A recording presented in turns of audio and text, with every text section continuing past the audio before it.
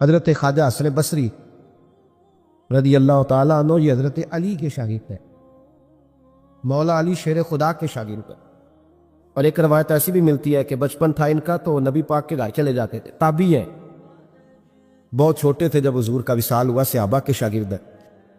ایک دفعہ حضرت ام سلمہ کہتی ہیں کہ نبی پاک صلی اللہ علیہ وسلم کا بچا ہوا پانی پڑا تھا تو وہ بھی حضرت حسن بصری اٹھا کے پی گئے، یعنی حضور علیہ السلام کا جھوٹا پینے کا بھی اللہ نے انہیں لعاب دہن شدہ پینے کا بھی بڑے صاحب بصیرت تھے۔ ایک بہت مالدار 30 سال کا نوجوان آ گیا، عبد الواحد زید، حضور میں نے مرید ہونا ہے۔ آپ نے فرمایا تو میرا بھائی بن جا، مجھ سے دین سیکھ، مرید ہو کے کیا کرے گا؟ کہنے لگا حضور میں باریکی تک پہنچ گیا ہوں، بھائی تو شریک ہوتے ہیں، مجھے بھائی نہ بنائے، مجھے غلام بنائے۔ تابع داری وہی کر سکتا ہے جو غلامی کرے، بھائی تو شریک ہوتے ہیں، وہ تو مقابلہ کرتے ہیں، غلام بنائے۔ حضرت حسن بصری، حضرت عبد الواحد بن زید رحمۃ اللہ علیہ فرماتے ہیں میں کروڑ پتی تھا، ہیرے جواہرات کا ٹھکانہ ہی نہیں تھا۔ تو حضرت حسن بصری رحمۃ اللہ علیہ فرمانے لگے تیرا میرا سٹیٹس ایک نہیں، تو میرا غلام کیسے بنے گا؟ تیرے گھر میں تو خود 20 غلام ہیں، تیرا میرا سٹیٹس نہیں، میں غریب آدمی ہوں، ایک وقت کھا لیتا ہوں، 2 وقت بھوک کاٹ لیتا ہوں، شہزادہ ہے، سٹیٹس نہیں بنے گا۔ عبد الواحد بن زید گھر گئے، اپنے غلاموں کو کھڑے کھڑے آزاد کر دیا، رشتہ داروں کی لسٹ بنائی، سب کو دعوت کھلائی، جو گھر کے اندر مال دولت تھا ان میں بانٹ دیا، باقی پڑوسیوں کو دے دیا، جو کپڑے پہنے ہوئے تھے وہ بھی اتار کے صدقہ کیے، ٹاٹ کا لباس پہن کے حضرت حسن بصری کے سامنے آ کے کھڑے ہوئے۔ خواجہ حسن بصری نظر اٹھائی، کہا اچھا یہ حال کیسے ہو گیا؟ کہ حضور ہر شے بیچ آیا ہو۔ تا کیوں؟ فرمانے لگے آپ نے کہا تھا تیرا میرا سٹیٹس نہیں، اب تو ایک ہو گیا ہے نا، اب تو سٹیٹس ایک ہو گیا نا، اب غلامی ملے گی۔ اگر رب تعالیٰ مددگار ہو تو پھر کوئی چیز بھی رستے میں رکاوٹ نہیں بنتی، اور اگر مالک کریم کو منظور نہ ہو تو انسان بہترین سیاستدان ہو، اچھا ایڈمنسٹریٹر ہو، اس کا ذہن بڑی وسعت رکھتا ہو، بڑی اچھی پلاننگ کرنا جانتا ہو، سارا کچھ ہو، بندہ ناکام ہو جاتا ہے۔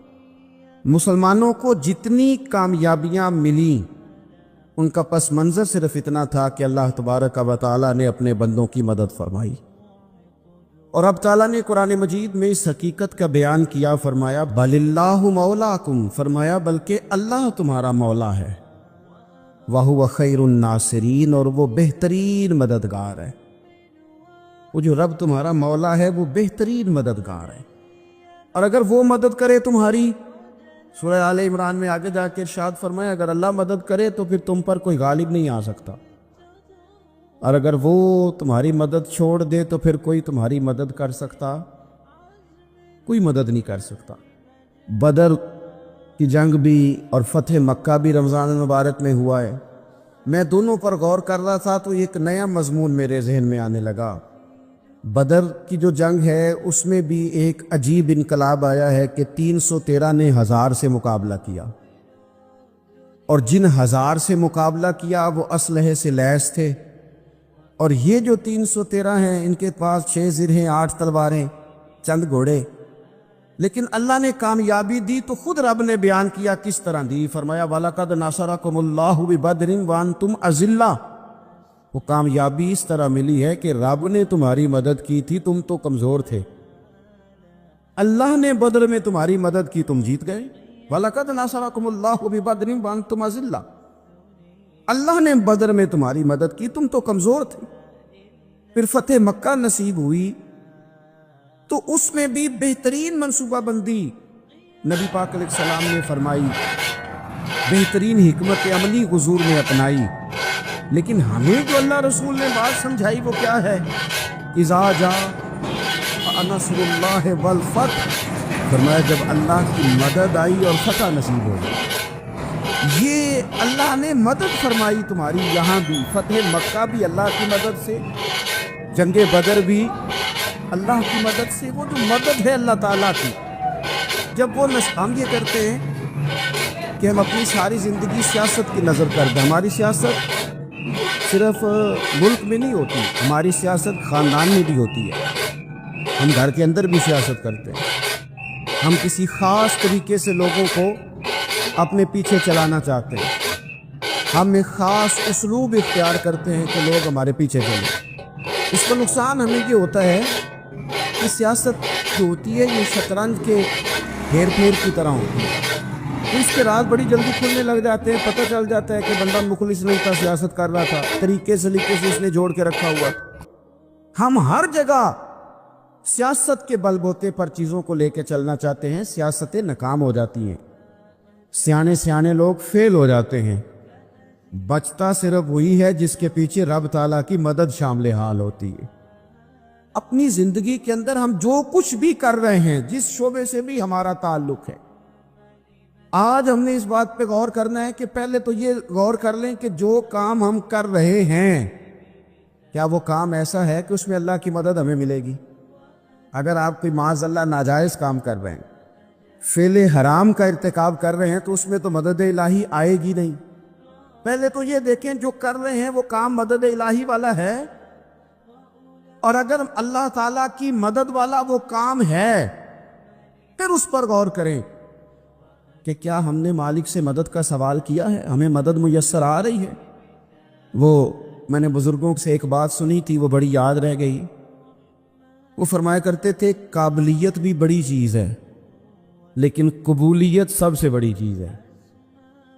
قابل ہونا بھی بڑی بات ہے لیکن زیادہ بڑی بات یہ ہے کہ اس کی بارگاہ میں قبول بھی ہے کہ نہیں.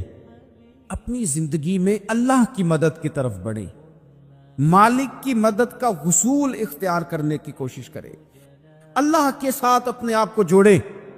اگر اللہ کی مدد نصیب ہو، یہ جو ہم جتنا ڈرتے رہتے ہیں، سہمے رہتے ہیں، پریشان رہتے ہیں کوئی کیا کر دے گا، ہمارے ہاں نا ہر شعبے میں معاذ اللہ ایک مافیا ہے، الا ماشاء اللہ. وہ مافیا کہتا ہے میرے ساتھ ملو گے تو میں چلنے دوں گا، ورنہ میں نہیں چلنے دوں گا. مارکیٹ میں آ ہی نہیں سکتا فلانا بندہ کیونکہ یہاں ہمارا قبضہ ہے. اور میرے بھائی پھر بہت سارے لوگ جن کی نیتیں اور ارادے بڑے اچھے ہوتے ہیں شروع میں، وہ بھی اس مافیا کا شکار ہو جاتے ہیں اور ان کے رنگ میں رنگ جاتے ہیں. یاد رکھنا، کسی شخص کی بلیک میلنگ کا کبھی شکار نہ ہونا، کبھی کسی کی میٹھی اور مسجع مکفہ باتوں کا شکار نہ ہونا. کوئی کیا کر سکتا ہے اگر اللہ مددگار ہو تو؟ جس کو رب کریم اٹھانا چاہے اسے کوئی گرا سکتا ہے؟ ہم یہ ڈرے سہمے پریشان فیصلہ کرنے کی طاقت نہیں، مجھے چلنا چاہیے کہ نہیں، اٹھنا چاہیے کہ نہیں، کرنا چاہیے. اٹھ باندھ کمر کیوں ڈرتا ہے؟ پھر دیکھ خدا کیا کرتا ہے. حضرت عبداللہ ابن عباس فرماتے ہیں میرے نبی پاک علیہ السلام نے میری تربیت فرمائی، حضور نے میری تربیت فرمائی. اور محبوب پاک علیہ السلام نے فرمایا عبداللہ یاد رکھنا، یہ نوجوان دوست میری بات لکھ لیں، پریشان لوگ میری بات لکھ لیں، جن کے پاس قوت فیصلہ نہیں وہ اس بات کو لکھ لیں. حضرت عبداللہ ابن عباس فرماتے ہیں میرے نبی پاک علیہ السلام نے مجھ سے فرمایا تھا عبداللہ سن، اگر ساری دنیا مل کے تیرا کوئی نفع کرنا چاہے کر نہیں سکتی جب تک میرے رب کی رضا نہ ہو. اور فرمایا ساری دنیا مل کے تیرا کچھ بگاڑنا چاہے تو عبداللہ بگاڑ نہیں سکتی جب تک رب کریم کی حکمت کا تقاضا نہ ہو. لوگوں سے ڈرنا، لوگوں کی طرف دیکھنا، ماحول دیکھ کے اپنے راہ کا تعین کرنا، ہر بندے کے خیالات کے مطابق ڈھلنے کی کوشش کرنا، فلانا نہ ناراض ہو جائے، فلانا نہ ناراض ہو جائے، اور جس نے ہونا ہو جائے، بس رب اور رسول ناراض نہ ہو. اپنی زندگی میں اپنے مالک کو مولا جان کے، بل اللہ مولاکم، اللہ تمہارا مولا ہے، وَهُوَ خَيْرُ النَّاصِرِينَ، وہ بہترین مددگار ہے. توجہ جب بھی کرے رب کی جانب کرے. اپنے دل کا قبلہ درست رکھیں، سوچوں کے زاویے سیدھے رکھیں. میرے بھائی مالک جب بندوبست کر دے نا، یا مالک بندوبست کرتے، پھر ایسا بندوبست کرتا ہے کہ لوگوں کے پاس نا چارہ نہیں رہتا. حضرت مریم